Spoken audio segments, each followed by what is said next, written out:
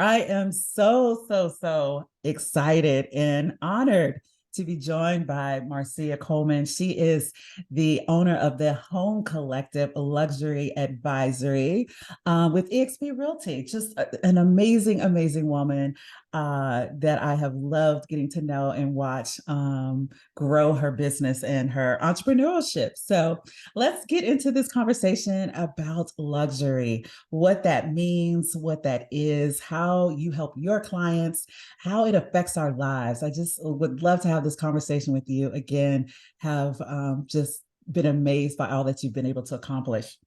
Thank you. Thank you. I'm excited to be here because, I love all things luxury. Love all things luxury. Yeah. And I can't wait to talk about it with you. Awesome. So, how do you define luxury? Thank you for asking.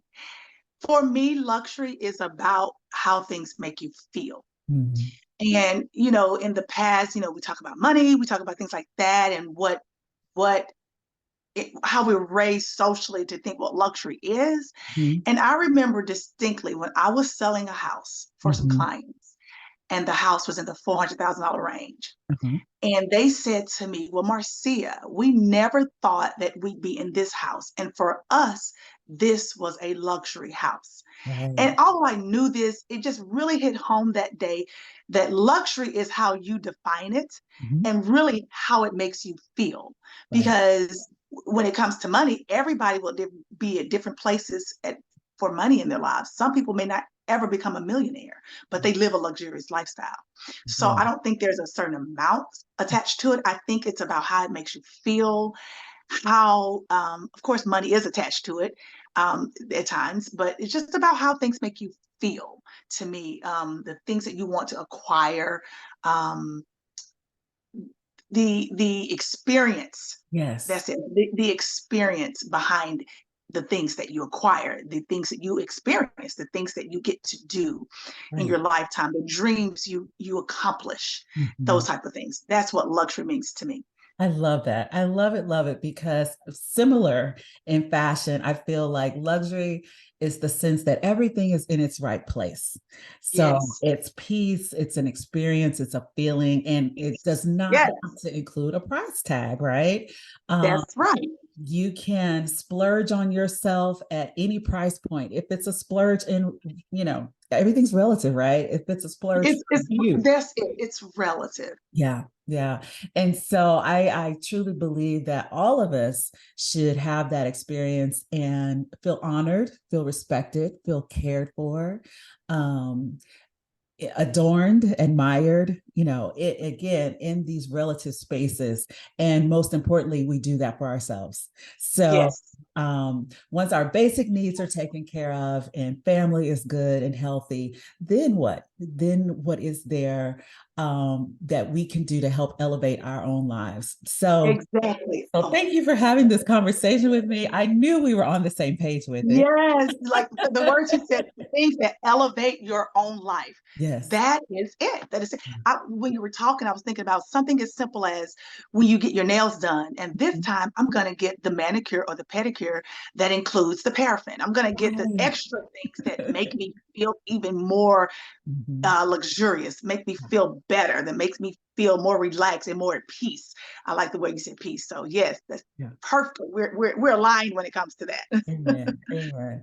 Good. So luxury, how do we help our clients experience that? And then how does it change our frame of mind? Like, what does it do for us mentally, spiritually, emotionally? Luxury, because of the social definitions we've given it and have, adhered to in the past, it was all about acquiring things and having Yes. money and reaching the certain benchmark of income. And so oftentimes it came with negative emotions because either we haven't yet to attain that or we see other people doing things that maybe we covet. But really, again, bringing it into a personal experience about what it means for us and how we can experience that in our lives and how it can elevate our lives. What are some of the emotional things that happen in that process? When I'm working with my clients, regardless of the price point, I always try to get them to see a bigger picture, even though they'll come with their lists of things that they desire in a home, the things that will make them feel good. I want a pool, I want this. And those are the things that are luxury. You know, you got a pool, you got water's edge pool, you have the type of countertops. Those things denote luxury. But it's like you said, it's about when you walk in that door, what do you feel like? And to think bigger, Right. regardless, like I said, I don't want to keep beating a dead horse, but regardless of the price point, think bigger Mhm. and think of what it is you desire if you had all the money in the world, and Mhm. how we can make it fit into where we are today, Right. and being happy with where we are today, because that's important. Mhm. And when you're happy and content and satisfied with where you are, you allow space for even more to Yes. come in. That includes more luxury, more money, more jobs, bigger houses, all of that. So, and that includes gratitude, that includes all of that. So, when I have my clients and they're looking for things, and you're not going to find the perfect house with everything on your list, Right. but I do try to get them to understand the big picture and look at how it makes you feel when you walk in this room.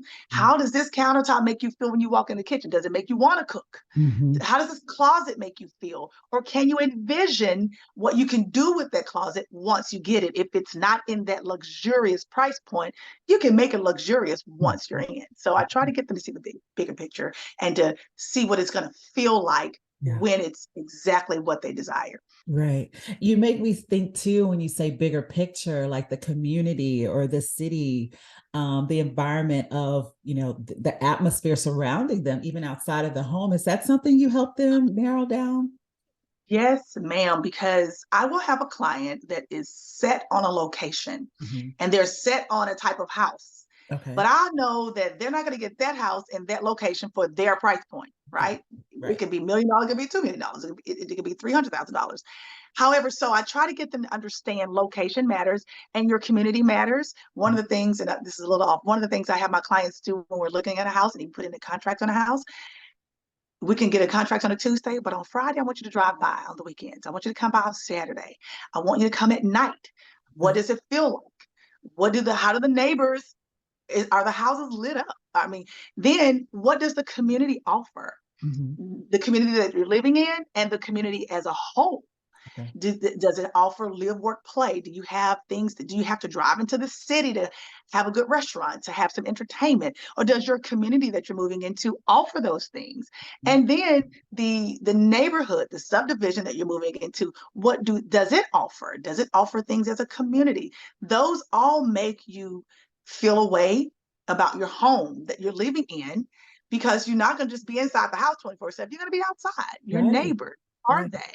So your community does matter, in how you feel, and that the bottom for me for luxury is how you feel, and how you feel about your home, how you feel about your community, what's available to you without you having to be inconvenienced. I live in Metro Atlanta, so of course Atlanta has everything, but Right. now every suburb also has everything. So I have to have a special occasion to go into the city. Right. So I Like love me. right, right. If I'm Like going coming to to, lunch with me. yeah, oh, but I love going into the city, because some of the restaurants I love that we love to go to are only in the city, of course. But those are special occasions, Yeah. and more and more of that is coming to the different locations. So I have my clients look at not just the house, of Mhm. course, that's where you're going to be living, but your community, your neighbors. Then drive outside of your subdivision. What's available to you? Is it too busy? Is it a lot of traffic? All of those things Right. that really, when you're looking into luxury homes, that matters. Even Right. when we're talking about just the money aspect, when we're talking about price point, there for the most part, unless you're like in like a Buckhead or something, you don't have a lot of traffic. You don't have houses up Mhm. on each other. Mhm. Those are the different type of things you're going to look for when you're talking about luxury and how you feel, and the things I want you to look for when you're looking at the big picture. Right, right. You make me think about a couple of things. There was once I was, just out in my neighborhood, Mhm. taking a jog, and I don't know what it was that had me pause, but I paused at a few different neighbors' driveways. Mhm. And living in Chula Vista, California, it's rolling hills. We have a distant mini mountain, not a huge Right. mountain, but And from each driveway, in each, and I imagine now, each doorstep, you get a whole different perspective of the neighborhood, of your Yeah. neighbors, of the hills, of the lake that Mhm. was out in the distance. And I was like, wow, we each have our Mhm. own, like, we, of course, we know that mentally, in Right. communication with people, people have different perspectives. But like, even physically, we have different perspectives when we step out of our front door, when we step into our homes. What is it that we want to feel? How do we want to experience that? And then you made me think of another thing. When we were searching for this home that we live in now, we did what we called a wave test. We would Mhm. drive through communities and we would Mhm. wave, like just in Oh, our yeah. car, and we would wave and we would see who would wave back at us. Right. Like how friendly are these neighbors? How accepting are they That's to important. diversity? And so there was a neighborhood we thought we wanted to live in. And I promise you, only 2 out of 10 people waved at us that Saturday afternoon. And we were so Wow. shocked. We were like, oh, that's a little sad because these homes are beautiful, but we don't Right. feel welcomed here. So, Right. And that's important. yeah, That is important. I like that you said that because I like the wave test. I'm going to tell my clients to do the wave do the test. I'm going wave to do, test. Right. because it's funny because even though when I'm not looking for houses, my husband and I, we have a thing every Sunday. We just drive through neighborhoods, Yeah. and we always drive through neighborhoods of houses that we want to buy, that Mhm. like be our dream homes. And we've done that for almost 20 years. Oh, wow.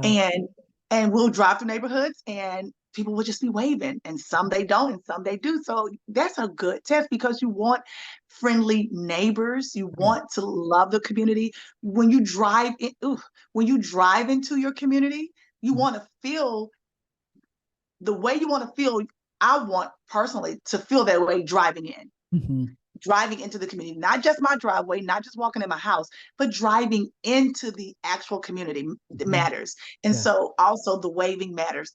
I love that. I'm Yeah. taking that, the wave test. It's yours. It's yours. I got it. Now, can you think of any clients that so many times we serve people and life moves on and they're thankful, they're grateful, and then Mhm. you don't hear from them until the next time they need something. But every once in a while, it happens that maybe I run into someone or they see me on social and they stop to say, "Wow, I've loved everything that you've done for us, and this is what it's meant for me." Do you have a story like that of a client that maybe you had to help them see the bigger picture and help them experience the luxury, at a level that was comfortable for them and that would fit their needs and goals? Can you think of a client like that? Oh God, I got lots of clients like that. But yes, um, even the most recent one. Oh, but I do have one in particular. And when they say things like this to me, it's interesting because I'm thinking, are you talking about me? Like, really, I just helped you buy a house, right? But you never know what the process, not even just the home, what the process means to a person and what they've been through in the past, unless they told you about it. And I do have one particular client that she's probably one of my biggest advocates. Even now, it's been about 2 years since I sold her house, but she came to me about something. It was kind of house related, but without sharing too much information, that made me feel like I was a part of her life. Mhm. And she was trusting me to help her make a decision regarding her life because of a pivotal place she was at with her life, and it included her house. And she talked about how it made her feel and how she wants to make sure her family's in a good position in the future, and how I helped her to do that. And I'm thinking, wow, to me it was my job. Yeah. And of course I strive to serve in that way, but I just take it because to me it's part of who I am. That when she came to me a couple years later with that, it still blows my mind to think about it even today, that what we do, because I am in a service industry, but what we do matters to people's lives. Yes. It's not just a house. It really isn't just a house. It is because for most people, the majority of people, their house is the largest purchase they'll ever make. Mhm. They'll Mhm. ever make. And it's important. And I sometimes I have to remember I have to remember that because it's not just about a house. This is the largest purchase that people will ever make for most Mhm. people.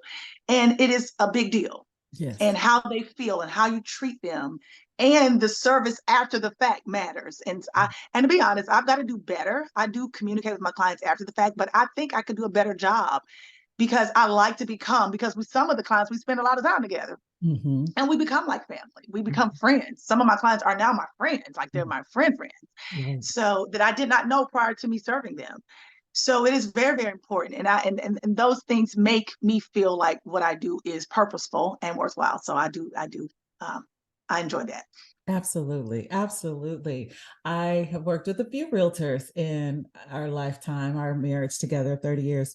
And I know that, yes, it's like you become instant best friends. Mhm. You spend so much time together. And then some Yeah, of those relationships have just faded away. And, yeah, we never talk again. And others, right, like we stayed in touch and yeah, we shared, other opportunities, other events. And yeah, and so, yeah, that relationship is so very important. And I think that's another part of this whole luxury experience, in yeah, that people feel cared for. And it's not right, a transactional thing. It's not just a one time, you know, let me hurry up and get you matched up with, even if it's perfect, there is right, no cycling through, right, it's right. not just And another client. yes, It's you're because real estate caring can for be their situation. right. Real estate is actually transactional, the business side of it. Mhm. And if you are high producing or if you deal with a lot of clients, you have to be careful not to make the relationships transactional. My goal when I entered back into real estate in 2017, when I moved back to Atlanta, I didn't my goal was to become a luxury realtor, not so I can say I'm a luxury realtor and I want the high price points as a lot of money, because it is. But my business model was such, I didn't want to have to work with a lot of clients. I wanted to work with the number of clients I wanted to work with and still make the amount of money I wanted to make. Right. So I say that to say that there are a lot of agents that work with a lot. They sell 40. I know agents personally that sell 30, 40 homes a year. I can't imagine doing that. Right.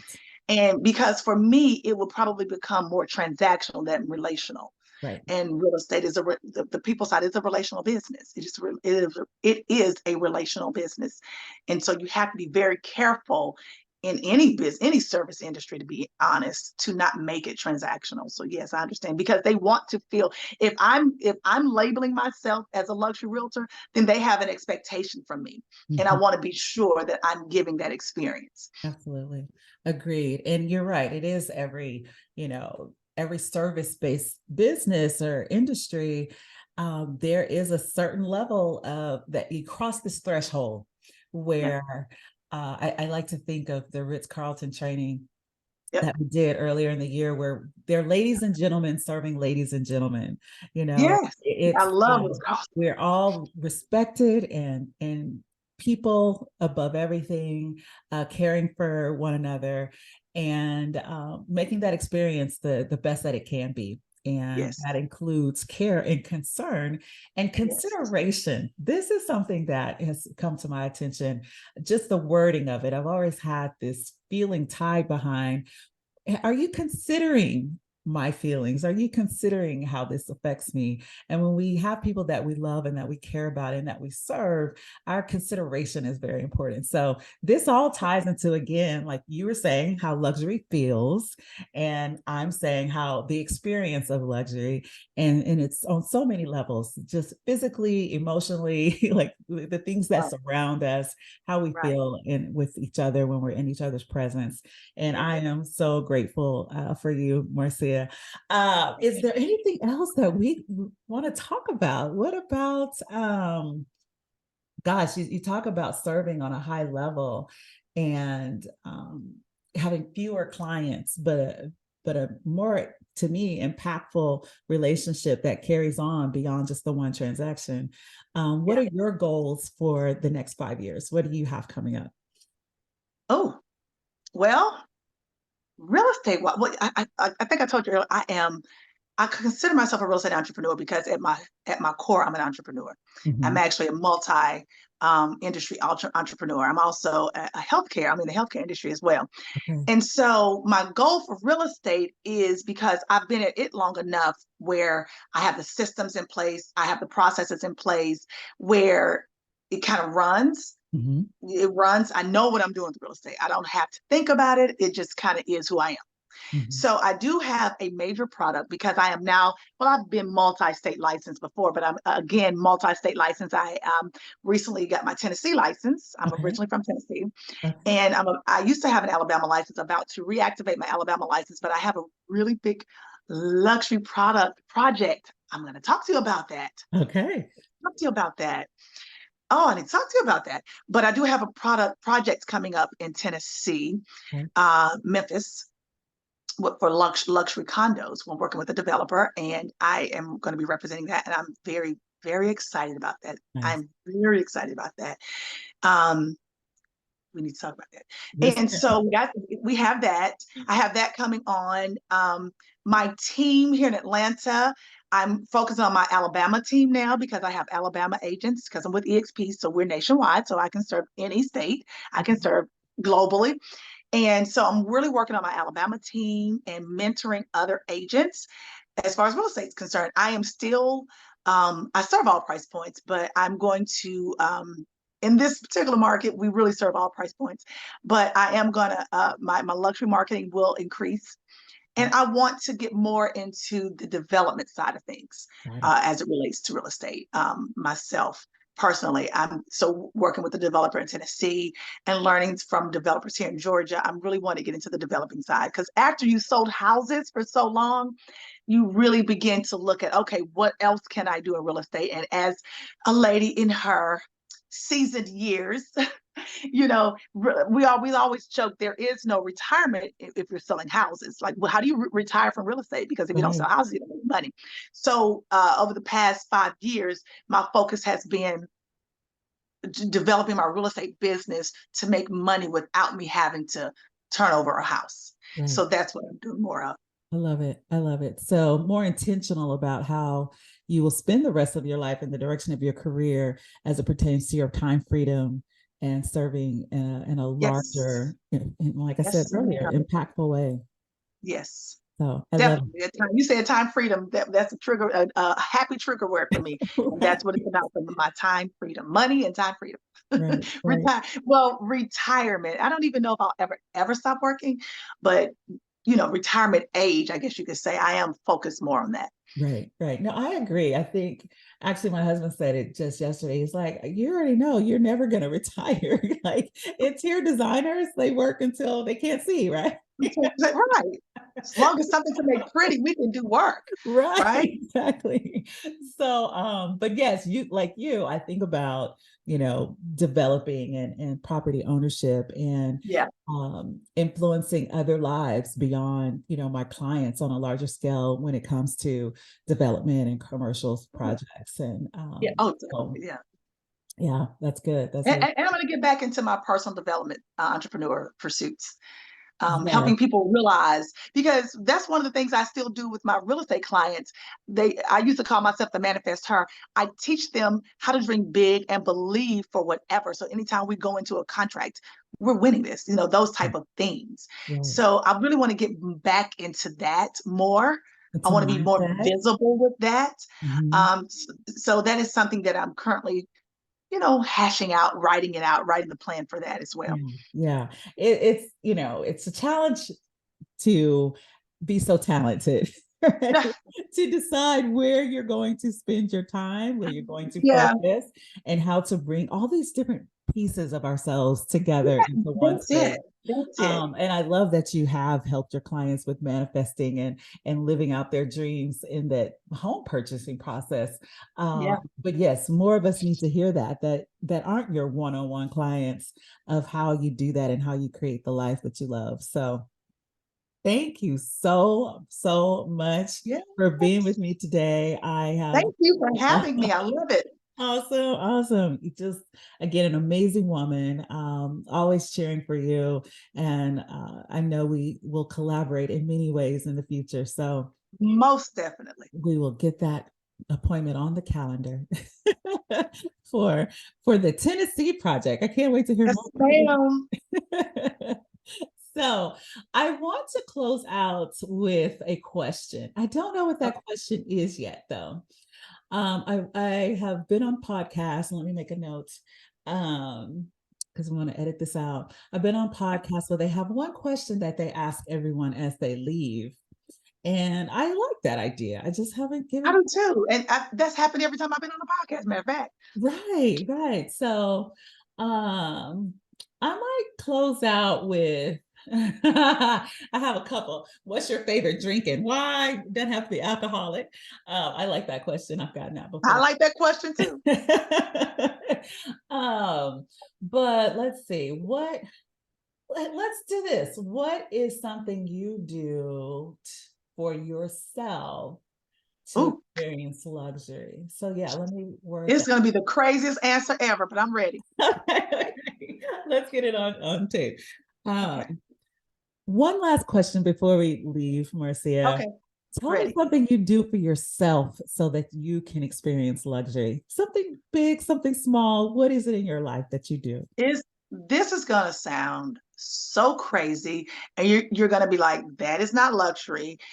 But I'm telling you, remember I told you luxury is how you feel, right? Right. I Okay. want to hear.